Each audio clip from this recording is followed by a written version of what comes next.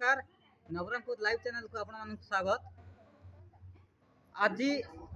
वर्तमान बिमालीगुड़ा पंचायत ठारे अच्छु। एठारे आमे जानिबा को पाइलु जे जेउ लोक जड़े हिताधिकारी जे कि नितांत गरीब लोक से लोक मानू आवास घर दिज्व एवं आज ठारू ड्राफ्टिंग प्रत्येक ग्राम मरा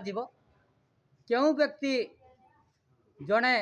प्रकृत हिताधिकारी और क्यों व्यक्ति पाइपर ना से विषय आम पाखरे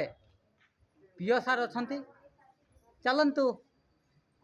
सार को पचारि बुझा सार कौन कह सार हिताधिकारी मान उत्कल भत्रा पंचायत निर्वाही अधिकारी बिमालीगुड़ा आज आमर ड्राफ्ट पब्लिकेशन होटा कि प्रधानमंत्री आवास योजना 2024 मसीह प्रत्येक हिताधिकारी को सर्वे करा आमर 709 गोटी आमर एप्लिकेशन पड़ी तार ड्राफ्टिंग लिस्ट आज पब्लिकेशन ग्राम पंचायत एवं जनगहलीपूर्ण स्थान आमर आज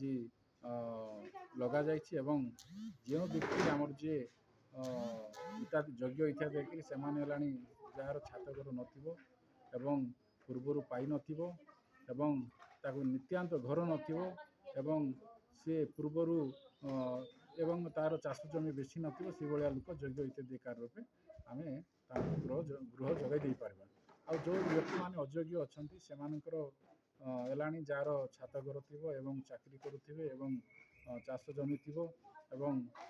विभिन्न अनुष्ठान रे जदि इनकम टैक्स बांधुथिबे से भलिया अयोग्य हिताधिकारी को ये पंचायत कार्यालय से अयोग्य घोषित होबे एवं तांकु जो आमर पब्लिकेशन होती ड्राफ्टिंग लिस्टा या फाइनल लिस्ट नुह यहाँ आमर ड्राफ्टिंग प्रत्येक पंचायत रे लगाई एवं आम अभियोग बॉक्स गोटे कराई जी कि जदि यही लिस्ट रे ड्राफ्टिंग लिस्ट रे जो अयोग्य हिताधिकारी अच्छी से जदि गाँ लोक ड्राफ्टिंग बॉक्स रे अभियोग कले से अभियोग माध्यम आम तदंत करी सत्य सत्या ठीक ना सी ना आम अनुसंधान करी रिपोर्ट गोष्ठी अधिकारी को देव। सार जड़े लोक ट्रैक्टर थी 20 ରୁ 30 एकर जमी थी एवं भल घर आउ चाकरी करुवे सेमती बेसी जगह देखा मिलूँ जे हिताधिकारी तांके गोटे घर तैयार करके दुकान जाक बनाऊँ आप कौन कहे सर?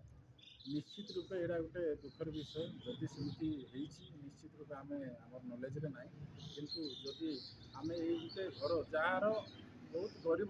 गरीब श्रेणी लोक जार छात घर ना एकदम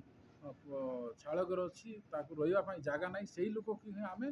प्रथम पर्याय आम चयन करी आम देवु आ जो लोक जदि घर बदल जदि दुकान कि अन्य भड़ा पर्पज कराऊँच आम प्रयास देवु ना एवं अयोग्य हिताधिकारी भाव आम घोषित करूँ। धन्यवाद सर।